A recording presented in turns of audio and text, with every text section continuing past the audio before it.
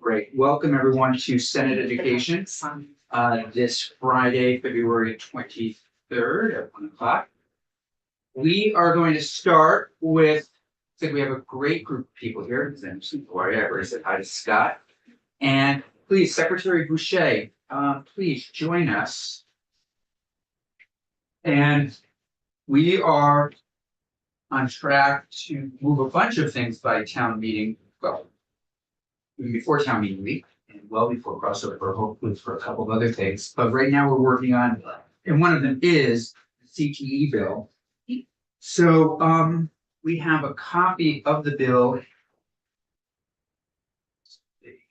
in our files or no. Oh, yeah, that'd be great, yeah. But while Morgan's printing one out, good afternoon. We are going to get started. Great. So thanks for joining us. Thank you so much. It's a pleasure to be here. Good afternoon. For the record, my name is Heather Boucher and I'm the interim secretary of education. Happy to be here. Happy to talk about CTE always. Great. And thank you for the opportunity to testify. And I should say there is, more and more good excitement around CTE stuff. I think just generally out there in the air with Vermonters, certainly in the State House. I've walked in with Representative Marcotte this morning. I know the House is eager to work on this. I think they're going to work on it with the House Committee as well as, I think they call it economic development there. But it's nice because I think the governor has really talked about CTE since he first arrived, and I know this is really important to him, so we really appreciate the agency's work on it. So, Thank you. Yeah. It's nice to hear that. And I do agree it's a very important joint policy space that we have been able to share in this space and I think it's a real source of pride for us and our agency. And I think part of that pride is that we've really partnered well with the General Assembly over the past several years to actually move the system forward. And we do still have some challenges, largely around funding and governance. And, the hope is that this bill will allow us to start to really tackle in a way we haven't before the fiscal challenges for the CTE funding. And what we have proposed, and I think that we're in alignment with our CTE directors on this, is that, look, it's really a huge lift to do fiscal and governance. So let's do fiscal first, and then let's cover governance. Because that's going to take a bit because it's so complicated. There are so many different models of governance. So what I will share, and I'm hoping to come back and really dig more, if it's okay, Mr. Chair, into the fiscal model itself next week. Our general counsel is sick with a really nasty cold. And, she's just not available today to actually help us get into this, but we're definitely working on it. And we're working with Beth too. sure. So, and to say James just arrived. Hi, Beth. I think we're working with you. Send me a calendar. Yeah. We had one. I was waiting for that. But at the direction of the chair. Yes. But we had one, and it's because Simmons is sick. So I apologize if there was a disconnect there. And there's definitely one coming, plus a draft. Okay. So the other piece I want to certainly mention is that for us, the whole purpose of this is to improve access for all students to the beauty that is CTE, the hands-on, the experiential, the exposure to career pathways and different kinds of opportunities that some students just might not ever understand if they're really getting a more traditional classroom experience. So it could be anything from the culinary programs to welding to all kinds, health sciences. And we have some just fantastic examples of kids really knocking it out of the park through their engagement with CTEs and really setting themselves up, particularly some of our kids who come from historically marginalized backgrounds, really leveraging the CTE system for all it's worth and really having some amazing outcomes. And I think we saw some numbers at one point. There was some research that shows that if we do get involved, because our dropout rate pretty high in some districts. Yes. So if you can get engaged with something like CTE Yeah. earlier, get more jazzed about it, carries you through high school. Our graduation rate is 97% for students who are In CTE, concentrators in CTE. that's great. Yeah, and the average is about 86 to 88%, depending on the year for our regular high school population, so it's a 10% advantage. I've got please go ahead. I've got some really recent data that UVM sent us on that. And we have some districts that I think are, 70% graduation rates, things like that. But- Yeah, Which worries me. Winooski tends to always be the lowest, but they also Okay. have a pretty unique population of Yep, students. yep, Because they have a lot of absolutely. new Americans, and Yeah. so I don't want to, we recognize that. But yes, there's definitely variability, within that. So, the other thing I would note, which I think you've alluded to already, Mr. Chair, is that given the dire economic and workforce employment issues that Vermont currently faces, it's just really critical that we take full advantage of our CTE system, ensure that we've got seamless entry, seamless exit. You're gonna see that in the components of the bill that we're really supportive of. Beautiful. So, in the testimony that I provided to you, and I am working off of the portion that is listed under is it Beth 203? That's 304. 304, yeah. I'm just grasping at the numbers because they all seem the same to me. So that's really the version, the latest, I think, version that I found. I know that there's a whole other section that I believe will come back into S304 that we're working on the fiscal component. Is that the intention? Or is that gonna be a separate bill? We would put the fiscal component in this. Yeah. Really, frankly, we're looking for as much direction from all of you as to what you would like us to send to the House, then we'll make our decisions, Yeah. but we are open. Yeah. So our plan is to actually have that language for you next week. I know you're gonna get this out to you. So that's the plan. Great. At sufficiently more detail. than- Fiscal language. Yes, the fiscal language, sufficiently more detail than I think, I realized it wasn't enough. So we're gonna, what we put in, place first just wasn't quite where we need to be. So, and I can talk more about that, when I get, cause I'm just gonna kind of walk through the bill a bit. And so when we get to that section, I'll talk more, about what we anticipate that looking like. Yeah. So, and I can start actually, in the introduction.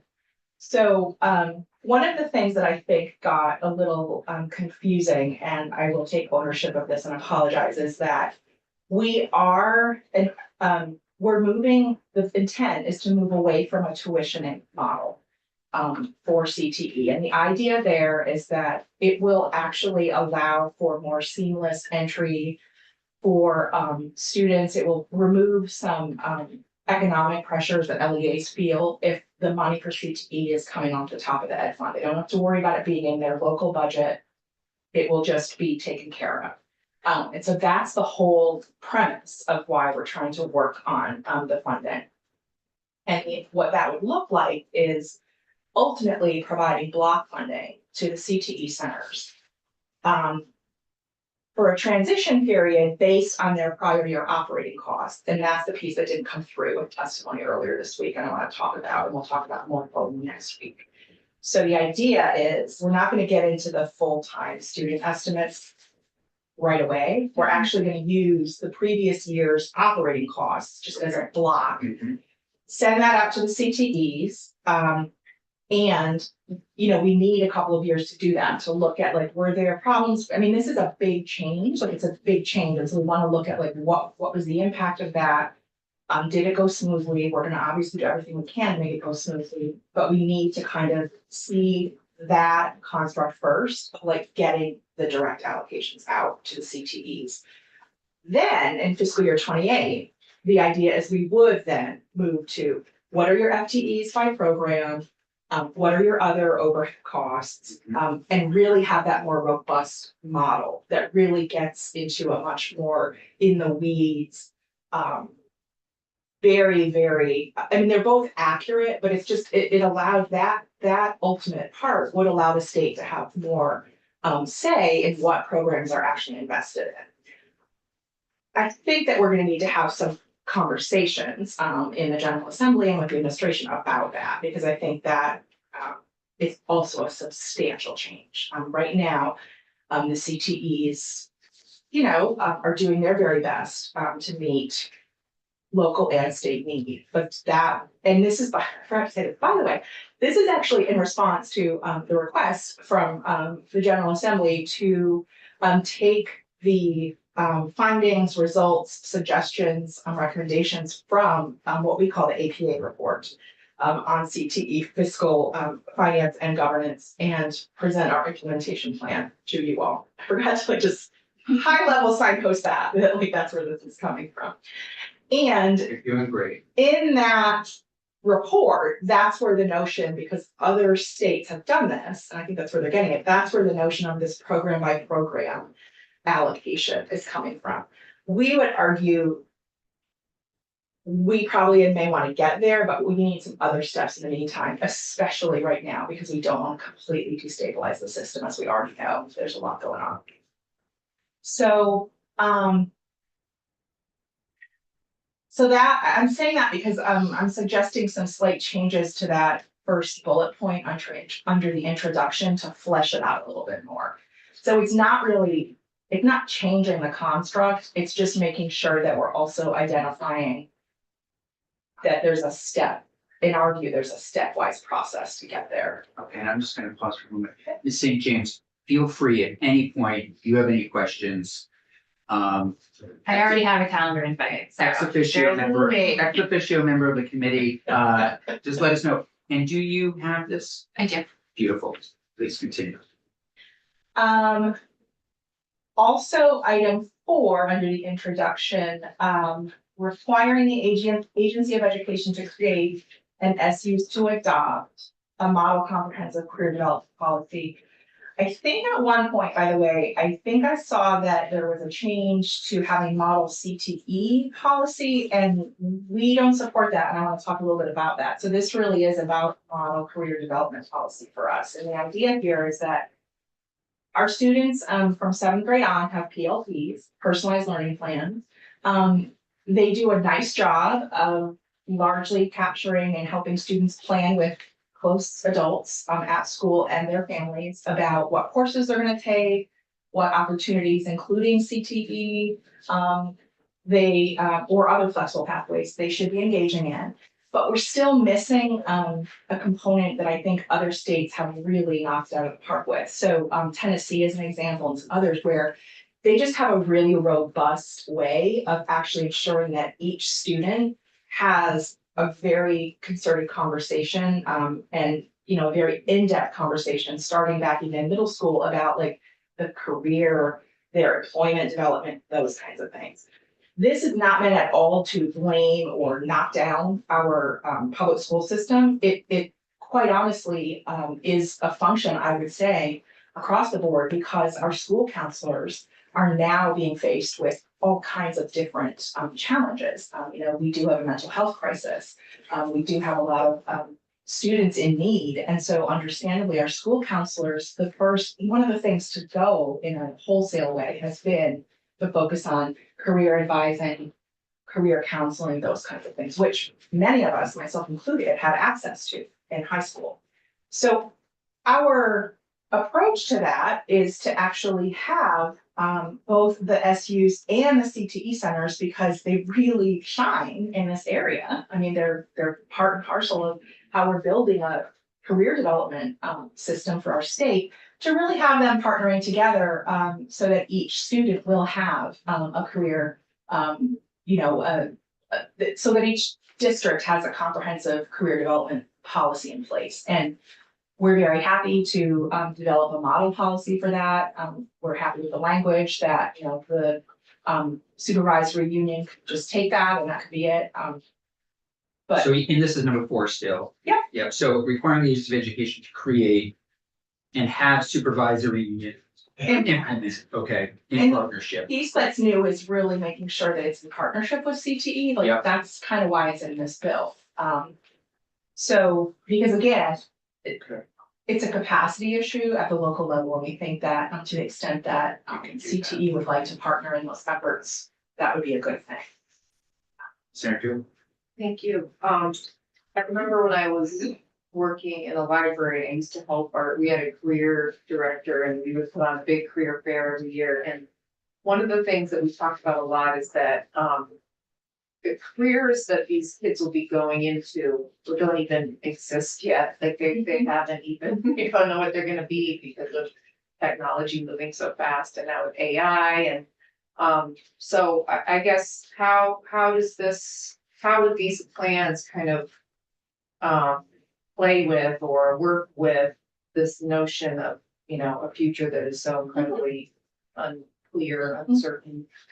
Well, we haven't done the model policy yet, but, so when I think about what that might look like, I think we would very likely interlace it very closely with, the transferable skills that are already in, flexible pathways and personalized learning plans. And really, I agree with you, it has to be about your learning, it's not about necessarily like this is the job or career you're gonna have, like the minute you step out of, off the high school graduation stage. It could be, for some students, if that's what fits their personal trajectory and plan, and that's what they want. But it also, I think, just as much, we'll need to focus on, here are the transferable skills that you're already very familiar with students, from our Act 77 work. And here's either how they specifically translate to thinking about your career development, or here are some additional, transferable skills that you really need to think about. So, for instance, how are you going to I'm thinking from a student's perspective, like, how are you going to make peace with the fact that things are constantly going to be changing? I mean, they already know that because they're so immersed in, social media, but to kind of draw those threads together of, you're even saying that to them would be part of what we would recommend, right? Which is that, so the world is changing a lot. There's good aspects of that. There's bad aspects of that as you're a person kind of experiencing that. So I think it's a really good question. Yeah. Yes, Senator Weeks? Can I go backwards just a little bit to the very beginning of your Yeah. testimony? So you mentioned that you wanted to put the fiscal aspects first and the governance aspects second, in priority. So I'm wondering as you're going through the bill now, are you recommending that the governance sections be struck or just kind of de-emphasized? De-emphasized, because there still are, in the fiscal piece, which we present next week, there still are a couple of governance pieces we have to actually cover for the fiscal to work. But why we want that to kind of be step 2 of our hopeful final state push to really, really improve the CTE system is because there's so much complexity in our governance that it will take a lot of work to really figure out, like, I think there's general agreement, like, that's not what we want, but it's what is it that we want? And I think that's probably gonna be like the whole session. In my view, like next session. I think it would be hard to actually even make a full decision. And I would look to my colleagues in the CTE centers to also weigh in on that. I think it's hard to imagine, unless there really were, which I don't think this is the way we want to do things, unless there really were, here's what's happened, boom, make it happen. That's not typically the way we make policy in Vermont. That's clear. Yeah, so there's 4 different governance structures right now, including 2 kind of satellite campuses, which really, that's not really governance per se, but that's where education happens. Okay. I did want to also note that requiring the Agency of Education to develop a statewide school calendar. We actually support this. We think it's a good thing.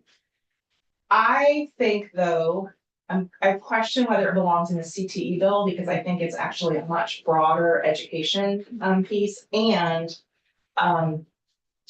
there are a lot of dependencies. It certainly would assist in streamlining CTE participation. There's no question about that. But there's a lot of other dependencies and aspects that need to be worked through for the whole education system to actually get to a statewide agreed upon calendar. This has been tried many, many times. Senator Weeks, I think you have a. No, I'm watching for your reaction. Yeah. Have you, perhaps the committee already talked about this? No, we just heard, for years. Yeah. Since I was in the House, people talk about these statewide calendars. And my understanding is, it's really hard because like, I think, right, the South and the North kind of have their off a week or Yeah. something like that. And so it becomes like a game of chicken, like who wants to change their whole schedule. Yeah. What we would actually, support instead as perhaps a step to get there from a CTE perspective is to require at the regional level around the CTEs that there are shared bell times, which is a different way to align calendars. And it's what I hear about a lot, is, students, because we get complaints at the agency. And so, from hearing from students or, and so sometimes from our CTE colleagues as well, like we have a student who routinely has to miss, the first 15 minutes of their English class because the calendars don't align. And that's a problem. We're not doing our job of actually providing that equitable education that our Constitution actually mandates us to do for that kiddo.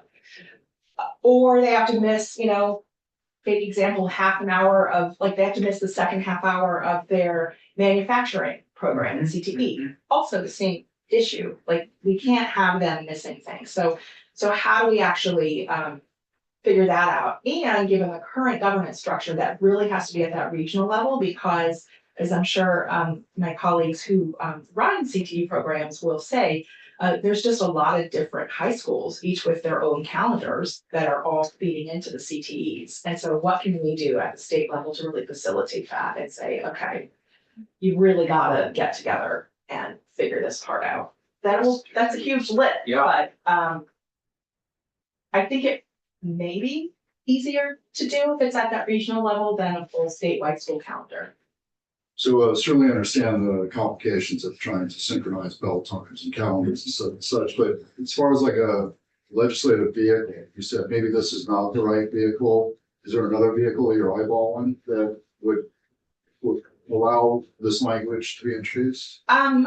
I think that there's a miscellaneous ed bill. Yeah, so that's what I was thinking, Senator Weeks. Okay. So then my question Yeah. is that a viable vehicle from? I mean, it is, we're under this same time constraints, but the House, I believe, has agreed to send us one, so we could always add it there. So it's not a crossover basis. And just to follow up, I mean, I do think there probably would need to be substantial testimony on that, just given, Yeah, I so mean, I don't know, it's, ours doesn't sound like we would have the time. well, it's not just a CTE Yeah, policy decision. And so I think that's why we're saying like, we're a little worried about it being in this particular bill. so you're saying, I think Senator Weeks bring up a really good point. We have 2 weeks left. We're not gonna probably get to it, given our other pressing issues. Is that gonna be okay? We didn't suggest this, Got it. this language didn't come from us. Got it. So we would be fine with that. Great. But we also want to understand we understand like where it came from and why it's a good idea. I think Senator Senator Hussain had a question. I think I answered my own question. Thank you. Okay.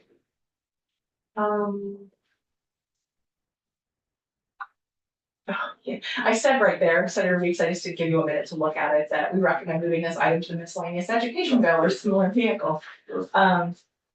Yeah, and just about that.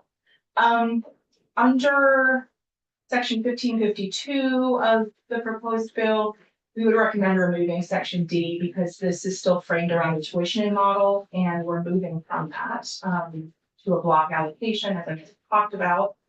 Similarly, 1561, we recommend changing the title from tuition reduction to funding allocations. And here's where I get into, I've lost you. Hey, I'm sorry.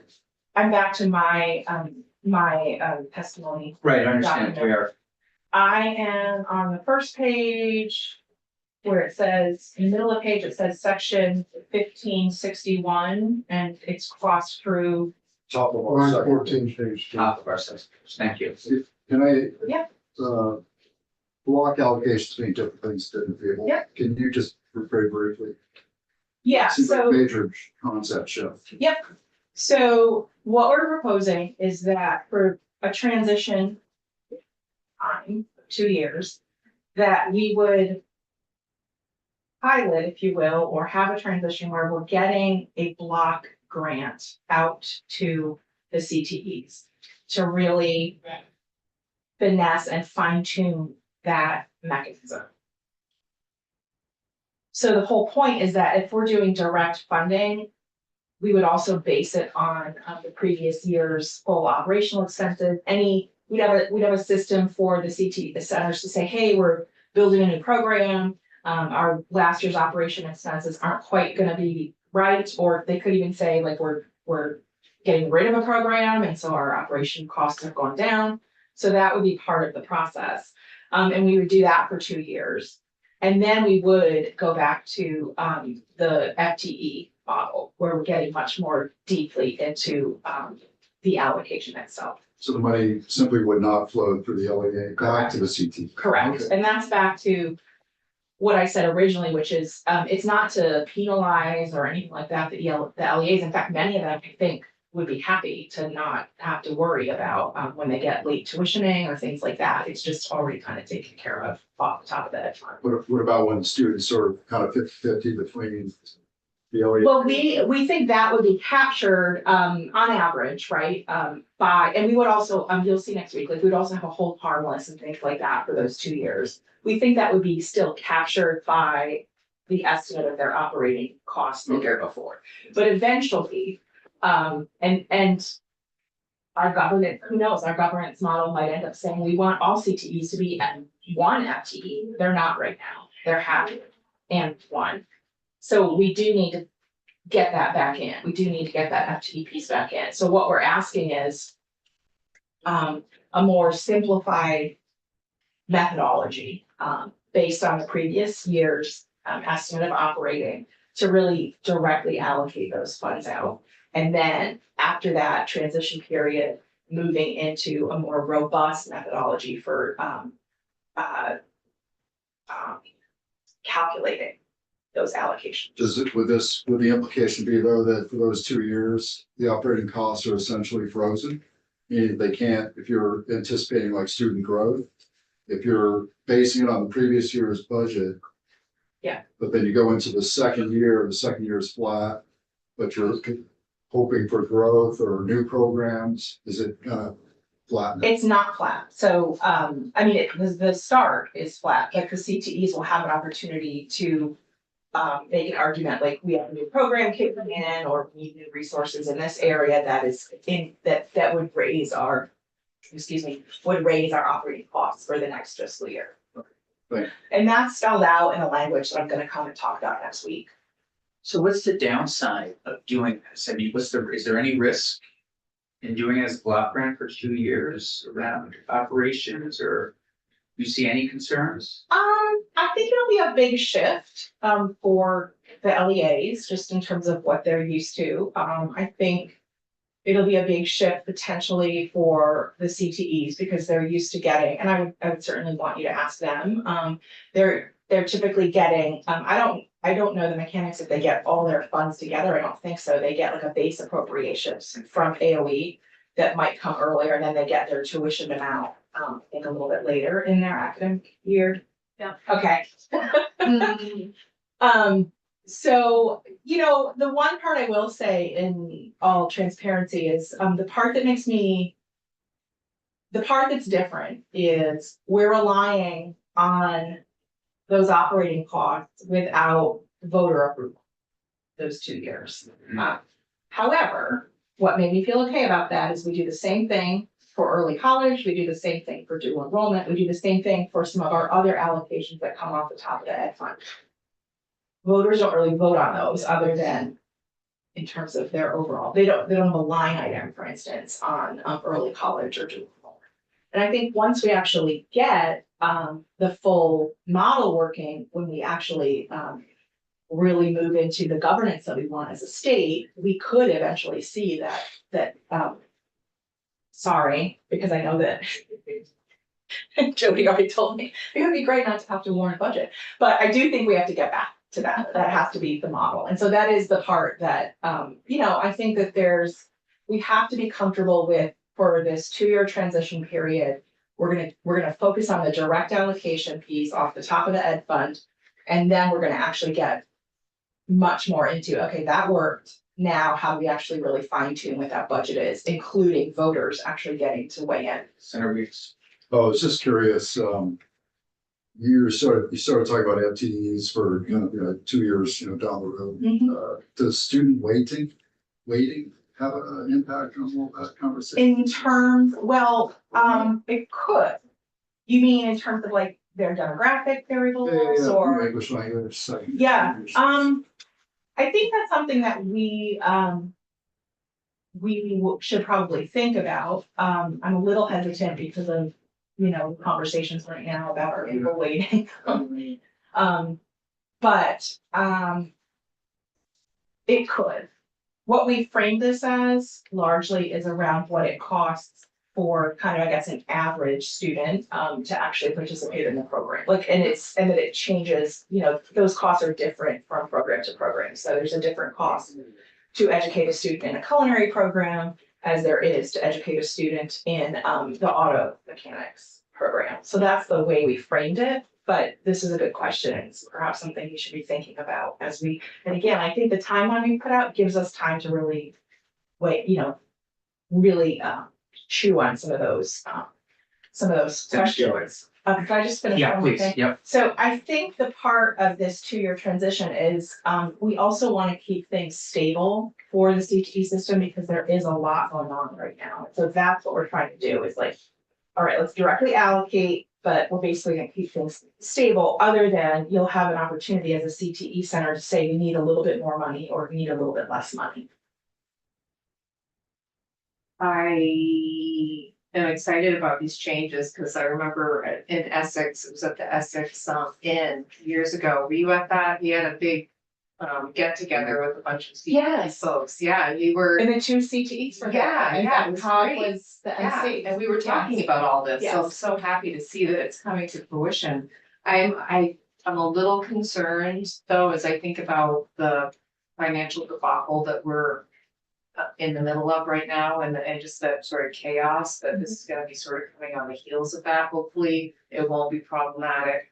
And I'm also thinking about the block grants in terms of operating costs of CTEs and inflation. I'm so concerned. We'll have that in Okay, here next great. week. Yeah. Super. We have an inflationary adjustment in there, and we also have a whole harmless, so we have some of those pieces in there. The other thing I would say, and just to extend that, we're not anticipating this would be some kind of new massive ask of the ed fund. There might be, due to inflationary costs and things that we're already talking about, there might be like little bubbles of increase. But it's already being paid out of the ed fund. We're basically trying to change how it's delivered to the CTEs. If that makes sense. Nice, thank you. The second time in a row, I think you just answered my question. You got a kid. Imagine. I didn't think I was psychic, but perhaps. It'll. He gets it. He gets it. Congratulations. Um, I would say, remembering that this is gonna go to the House, wherever you bring it to us next week, it's sounding more and more like this is gonna go to finance. So we are not gonna be able to get everything done. So just, I would say, keep that in mind before we see you next Tuesday. Yep. Sure, yeah, just, we've gotta wrap this up and knowing that the House will add whatever we might not get to. yes, I think we're gonna be in really good shape. I do. It's been sketched out already. We just need. Great, we need time to take testimony and understand the ins and outs in our finance committee, but Yeah. just know that I'm a Yeah. teensy bit concerned. Yeah. Well, what I was going to say is, from my perspective, we need ledge council and general counsel to just make sure that Right, and Ms. St. James is ready. yes, when you to are. make sure that the She has been language ready, is in so, full legal great, form. thank you. Yes. Okay. Under section 15, is this an okay pace? I feel like we're just kind of droning on. Yeah, this is but- good. No, Okay, good. Under section 1541A, and by the way, if I haven't noted sections, we've got no changes to make. We think that it's delightful the way it is. So we would recommend removing section 3, because that also stipulates tuitioning, and we don't need that given our new model. Section 4, number 4, under that section, we had intended to have virtual experience because we want this to be flexible. So after speaking with CTE colleagues actually yesterday, they reminded me of that need for flexibility, which I wholeheartedly support. And so I apologize that this highlighted language was supposed to be in the original, because we weren't intending that every year, every student in middle school has to go to a CTE center. That would be really, really tough to maneuver. yeah, But- I think Senator Hewitt also may have raised Yeah, cost, the cost. time. Yeah, and so I would also love to hear from CTE director colleagues, because I put into language around equivalent virtual experience. I think the point is we just want this to be flexible enough that it gets students exposed to what we want them exposed to, but the way that happens is flexible and can be dictated at the local level. I will say, given that though, that never visiting a CTE center throughout one's whole middle school, I think would be problematic, because we really do want them to set foot at least once on that campus. It's kind of a different campus, just like when you're talking about the post-secondary realm, it's like much more compelling and meaningful for students to actually set foot on an actual campus than to visit it virtually. So we're mindful that we want it to be as flexible as possible, but also don't want to completely lose the campus visit. And I think we're pretty much all in agreement in terms of the centers and us on that. Yeah, please, so for it. So section 3.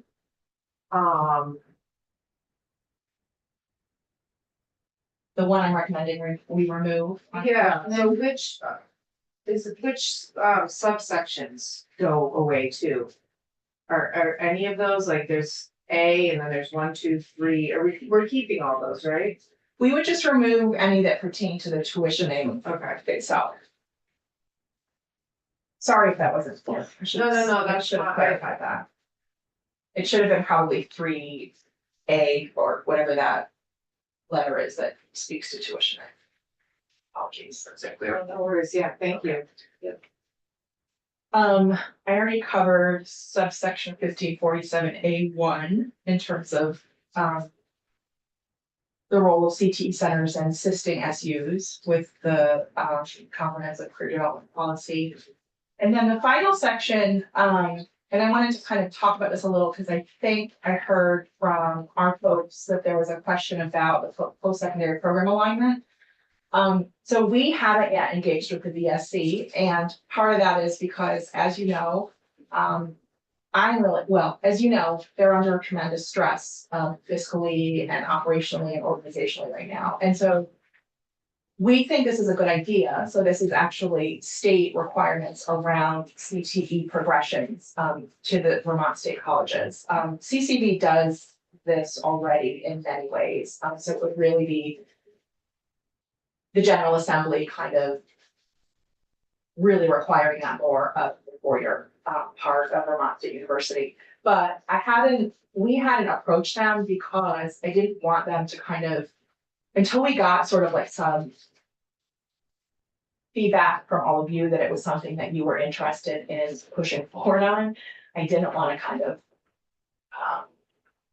freak them out, for lack of a better term. Yeah. And so, because I am Well, very they've seen the sensitive. language. Okay. Yeah. And they've seen it. I mean, I don't know if they've. We gave it to them. Okay, They were in here. Okay. They are considering it. okay. So great. So we're primed now to But- talk with them. I think they really need a phone call. Yeah.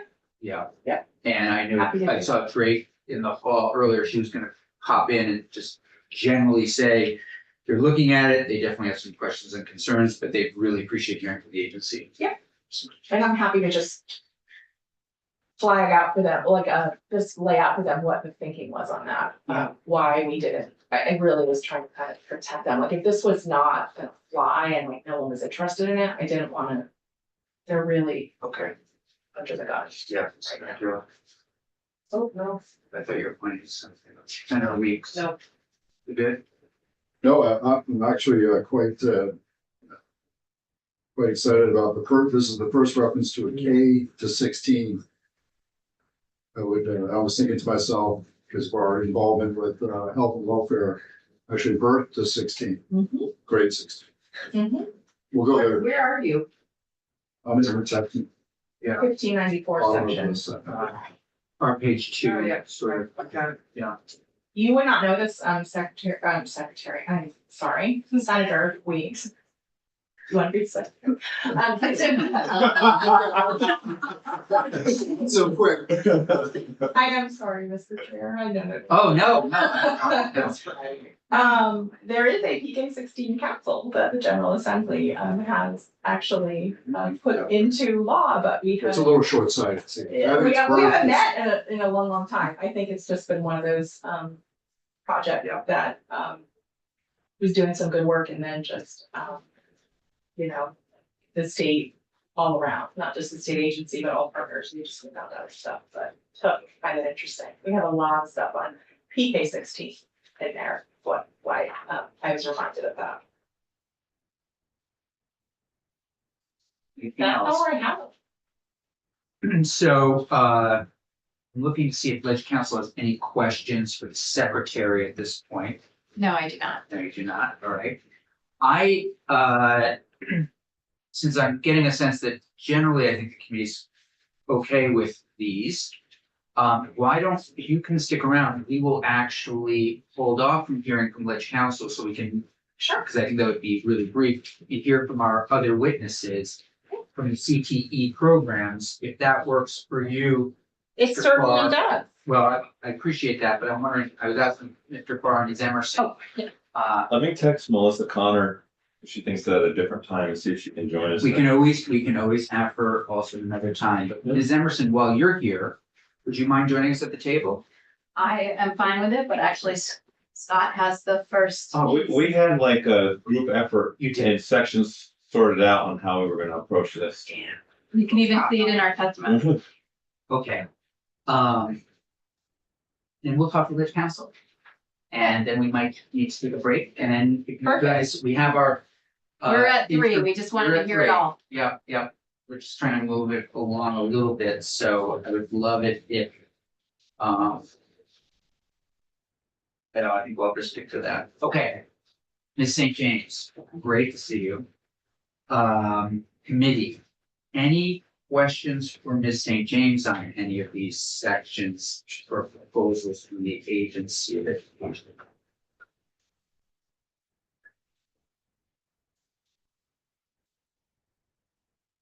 You guys will walk through? Yes, Beth St. James, Office of Legislative Counsel. We walked through S304 as introduced yesterday? Wednesday. It's Wednesday. But now it does, it is, if you want some high overview, if you have anything at all, we've got some time here, so. Not trying to fill time, let's take a break, but this is a great. So I know that we're not anticipating a formal fiscal note, but is there a fiscal impact? So you can ask, Ms. Richter for that. I will do that.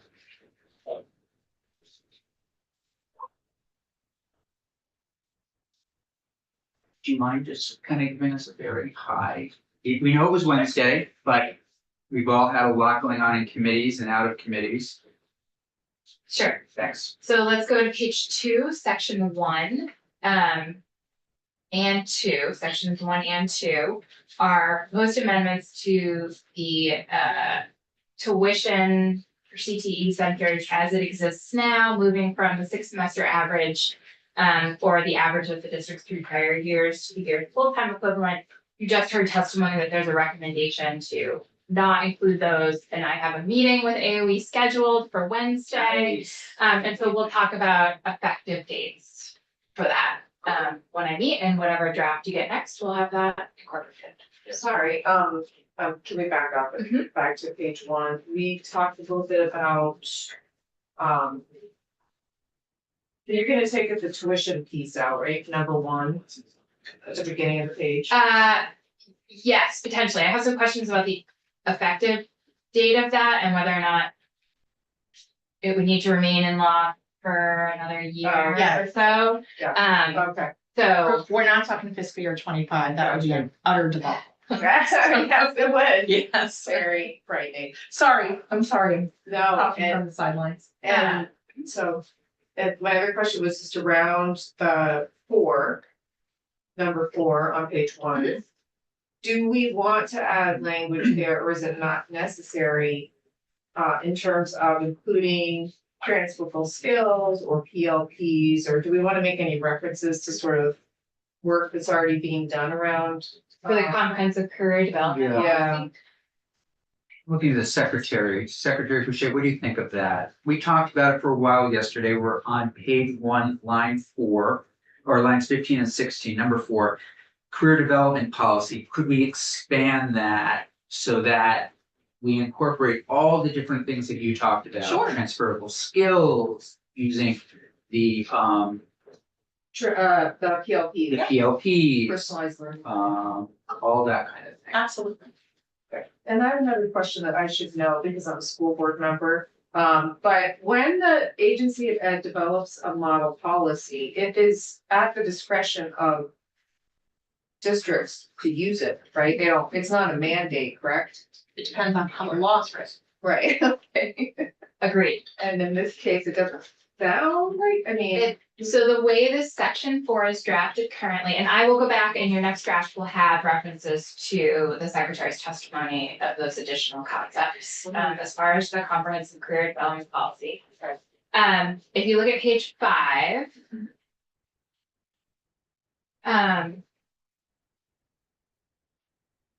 Line 5. Subsection B. It requires each SU board to develop, adopt, and ensure implementation of a policy that's at least as comprehensive as the model policy. I think we may have talked about this in the very initial high-level walkthrough, and then I failed to mention it on Tuesday. Policy development is usually a school district duty. It's specifically enumerated in there. In this particular situation, you know, if you're looking for a larger policy, right, for supervisory, to be supervisory wide, I don't think there's anything illegal about that. But school districts are usually the ones developing the educational policies for their districts on that level. Right. But anyway, to answer your question, Senator Gulick, this does require the adoption of policy. the comprehensive career development policy. Yes. Page 5. To create.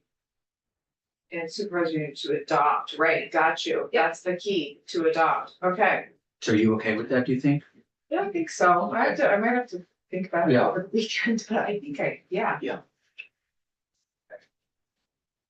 And then there's some implementation, section 5 is implementation dates, that I will certainly take direction from AOE on. Right. And then there's the intent language on page 6 on the construction aid, career and technical education, including them in any state aid for school construction program. Section 7 is the CTE oversight changes, where we're substituting secretary for state board to reflect the change in oversight from the State Board of Education to the Agency of Education. Right, and I'm just thinking, right, how do people feel about that? Who else would you need to hear from? Do you want to hear from the chair of the state board? What do you think? Yeah, I mean, I'm also just looking to the secretary to say, maybe give us some more logic behind it. We heard a little bit, yeah. I realized, well, I didn't talk about this one, and I realized that, and I apologize. It's a big change. It's a big change. Yeah. Largely for us, it's coming from, the agency does have rulemaking authority. Mhm. Ever since we've been an agency, we do. We've done that with district quality standards so far. It really is for us, and we do think we have the capacity to do this, especially we're asking, in the budget, there's a new CTE person. That's right. Which, by the way, sorry, just to pause, can we talk about having that person in this? Yes, we talked about putting it in the next draft. Yes. Beautiful, okay. The CTE rules in rule right now have literally been sitting there for about 20 years, Maybe a little more, yeah. maybe even a little more. And so At the it's, state board. yes. And so that is not a knock on the state board. Yeah, yeah. It's truly a capacity issue. And there's a lot that the state board is being charged to do and will continue to do. So really for us, it's about, we can get this done. We did it with DQS. We want to do it with CTE. I think it makes total sense. I do too. We have a bill on the state board. I've got some ideas. I think this moves us in a good direction, having the secretary do it. I don't know enough to know, Okay. and it would be helpful to have a written testimony from the affected individual.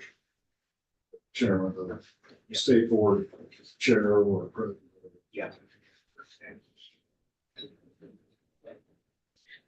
Mr. Chair, can I Yeah, clarify? please. So we would actually follow the same exact process because that's actually specified in law. So there would be no difference in the rulemaking process. Whether it's the state board of ed or whether it's the agency of ed, we have to follow the LCAR, ICAR, all of that stuff, just to clarify. Yeah. Not that I'm saying you, No, I just, I don't mean that as a counter to what you just said. I just wanted to clarify a little bit more. my hesitation is, I don't know if there's a power play. I don't know what the dynamics are. Sure. And if the individual sits there and says, yeah, this is a great idea because of capacity or whatever the rationale is. Good. Great. Fantastic. Have you talked to the state board? Did you ask them? Did I on this one? I'm not sure, Okay. but I will. Would you? That would be great. We'll still have Jennifer in, but Yep, absolutely. that would be terrific if you'd be willing to Actually, Jeff or. Yeah. Go ahead. And if hypothetically, if it is a power issue, then it's up to us to decide, right? Right, yeah, but I don't know what the issue is, Right, okay. except for, Well, it sounds like it's a capacity issue, but if that's as simple as that. instead of having me ponder this adopted model policy fit over the weekend, Yeah. we just have some experts in the field that might be able to speak to it. Sure. So I don't know, like these, I guess. Right, or superintendent, or, I'm not exactly sure what it is. Yeah. This is the same process, that you all used in the school branding model policy adoption. I believe it's the same as the hazing, harassment, bullying policy. And possibly the direction we're going in with, That didn't require the that didn't adoption. require the adoption to share. Yes, model health policy yes. So also. there are areas of the law where that exists, but how that works on a field level, you're absolutely right, it would be the most likely the piece.